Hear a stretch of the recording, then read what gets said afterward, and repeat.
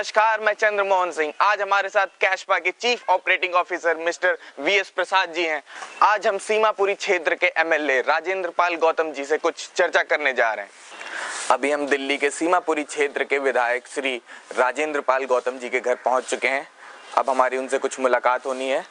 उन्होंने आज हमको समय दिया हुआ था। अब हम उनसे कुछ बात करते हैं। जैसा कि एक इकोनॉमिकल बैकवर्ड इलाका है सर, आप हेल्थ केयर, वुमेन और चाइल्ड वेलफेयर के संबंधित आपकी पार्टी ने आपने अभी तक क्या कार्य किए हैं सर? हम उसके बारे में कुछ जानना चाहते हैं सर। आईसीडीएस में हमारे यहाँ जो आंगनवाड़ी चल रही है, जहाँ न्यूट्रिशियस फूड जो उनको दिया जाता है, उसको मैंने खुद जाके पर्सनली विजिट किया है। तो जो गड़बड़ियाँ पहले हुआ करती थी, कम से कम अब उस तरह की हिमाकत कोई कर नहीं पा रहा है। सबको एक तो ये भय पैदा हो गया है कि कुछ नहीं पता कब एमएलए साहब आ जाएं या मंत्री जी आ जाएं। तो इस वजह से सिंसियरिटी आई है अधिकारियों में, जो पहले नहीं थी। अच्छा, दूसरा मुद्दा है कि health, most important thing is health. यहाँ पे कुछ समय पे दिल्ली सरकार, एनसीटी दिल्ली सरकार, शीला दीक्षित ने जो प्रोग्राम इनिशिएट किया था मोबाइल हेल्थ केयर सिस्टम्स का, what type of steps you have taken on this? ये जो मोबाइल डिस्पेंसरीज हैं, ये प्रॉपर मौके पे पहुंचते नहीं है। काफ़ी दफ़ा इस तरह होता है वो जाके कहीं अपना खड़े आराम कर रहे हैं। तो उसको कंसेप्ट को हमने थोड़ा चेंज किया कि लोगों तक उसका सही लाभ नहीं मिल रहा है। ठीक है। इसी के लिए मोहल्ला क्लिनिक का हमने कंसेप्ट शुरू किया, और मोहल्ला क्लिनिक जैसे भी आपने देखोगा दिलसाद कॉलोनी में हमारा शुरू हुआ है। और 31 मार्च तक 1000 मोहल्ला क्लिनिक हमारे पूरे दिल्ली में खुल जाएंगे।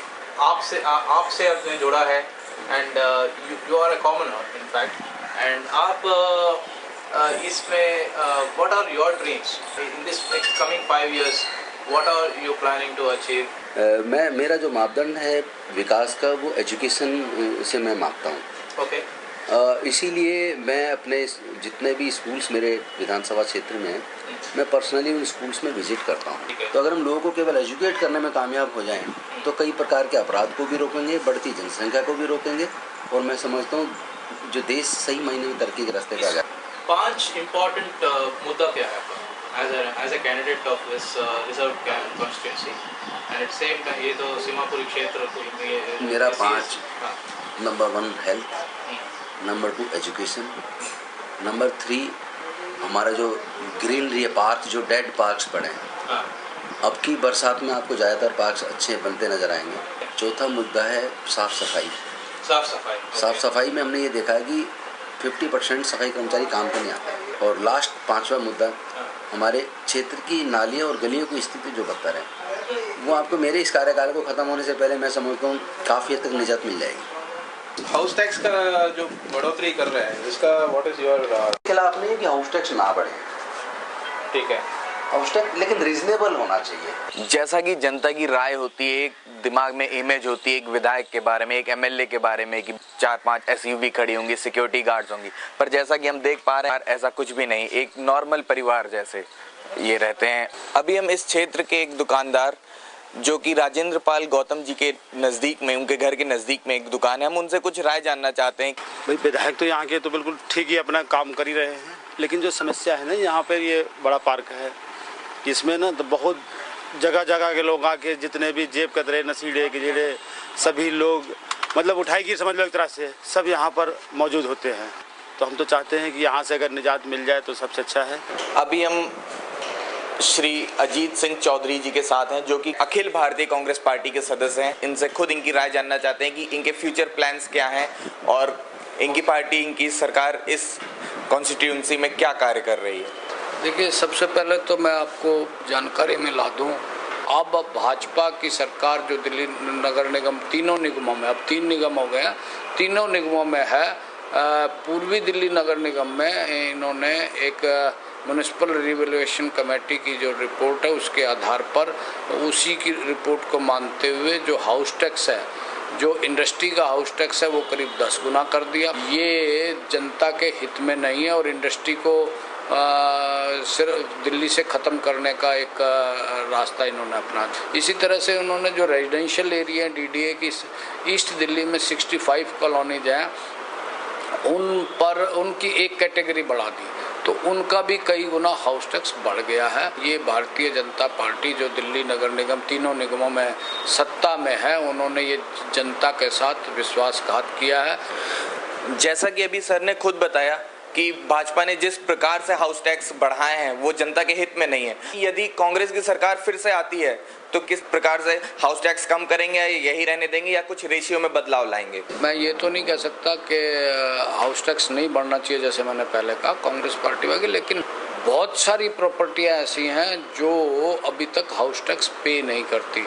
हम उनको देखेंगे, हम नंबर ऑफ प्रॉपर्टीज बढ़ाएंगे, ना कि हाउस टैक्स ज़्यादा बढ़ाने की ओर जाएंगे।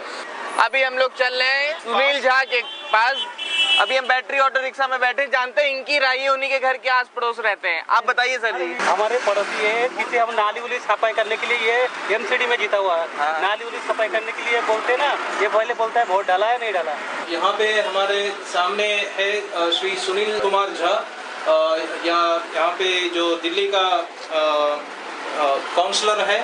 सर, मेन मुद्दा अभी जो मैं बात कर रहा था कि हाउस टैक्स, इसका कोई डायरेक्टिव नहीं है, कोई सही तरीके से प्लानिंग नहीं है हाउस टैक्स करने के लिए। मैं आपको बता दूं सर, हाउस टैक्स बिल्कुल नहीं बढ़ेगा। जो ये बढ़ाने का प्लान है, हम इसको वापस लेंगे, एलजी महोदय के पास जाएंगे और उसमें हम पास करवाएंगे। पार्कों में अराजकता फैली रहती है, जिस प्रकार लोग वहाँ हमने आम लोगों की राय ली तो उन्होंने बताया कि पार्कों में अराजक तत्व जो हैं, स्मैकी, गंजेड़ी, ये लोग बैठे रहते हैं, जिसकी वजह से वहाँ पे रहने वाले लोगों को काफ़ी परेशानी हो रही है।